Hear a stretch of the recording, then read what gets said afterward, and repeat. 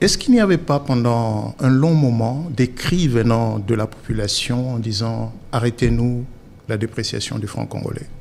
La réponse est oui. D'ailleurs, ce cri, le chef de l'État l'a entendu tout au long de sa campagne. Dollar Equita, dollar Equita. Dollar Equita, dollar Equita. Pourquoi il y avait ce cri? Pourquoi il y a toujours eu ces cris? Parce que les gens souffrent lorsque le franc congolais se déprécie. Vous avez le réajustement des prix à la hausse, vous avez le réajustement des loyers à la hausse, et puis vous avez bien sûr un pays où la confiance dans la monnaie nationale s'effrite. Tout est fait en dollars, on réfléchit en dollars, on calcule en dollars, mais le franc congolais, c'est notre monnaie nationale, c'est un instrument de souveraineté.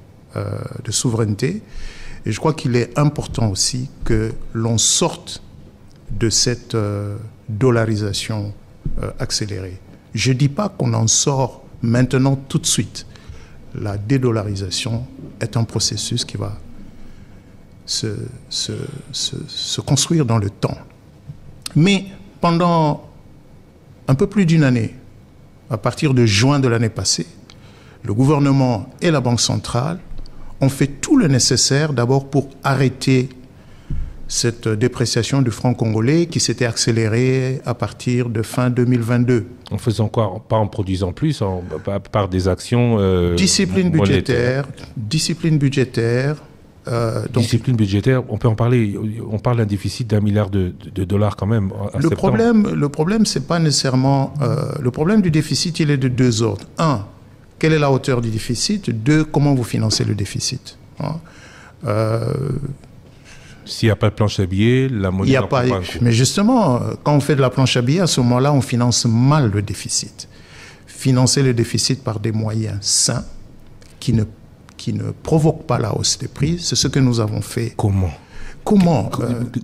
Quels sont les moyens sains utilisés pour financer ce déficit? Mais justement, ne pas faire la planche à billets, mais plutôt émettre des titres publics, le bon de trésor, les obligations que le ministère des Finances... Qui renvoie à plus tard la facture. Qui renvoie à plus tard la facture, mais c'est une dette gérable, n'est-ce pas? C'est un endettement, c'est vrai, mais c'est un endettement gérable. Et je crois que la prudence, justement, dans la politique d'endettement est restée de mise. Mais le plus important, c'est ce concept de coordination, donc de faire en sorte que ce que fait la Banque centrale et ce que fait le gouvernement, les deux actions sont coordonnées pour aller dans la même direction qui est celle de la stabilité du marché d'échange. Ça, on a réussi à le faire. Ce qui s'est passé depuis, on va dire, un mois maintenant, 3 semaines, c'est un effet correcteur pour faire simple. Qu'est-ce que la Banque centrale? Je ne vais pas parler pour le compte du gouverneur. Moi, je suis très attaché à la notion de l'indépendance de la Banque centrale. La Banque centrale doit avoir toute l'autonomie et toute la liberté de prendre des décisions de politique monétaire sans interférence avec le gouvernement, mais tout en coordonnant avec, bien sûr, avec le gouvernement. Mais on mettait quand même sur la Banque centrale un poids énorme pour venir éponger cette masse monétaire qui tentait à aller perturber le marché de change.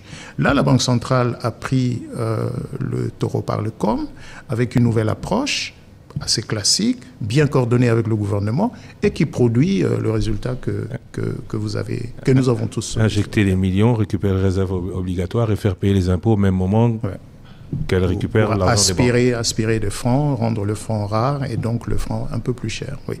Conclusion aujourd'hui, c'est des moyens mécaniques et non pas de redressement productif qui font que la monnaie nationale reprend du... C'est un débat. Après, puisqu'on parlait de lutte contre la vie chère, je reviendrai sur certaines des actions que nous avions déjà prises, parce qu'il faut redonner du pouvoir d'achat aux consommateurs. Ce qui se passe aujourd'hui...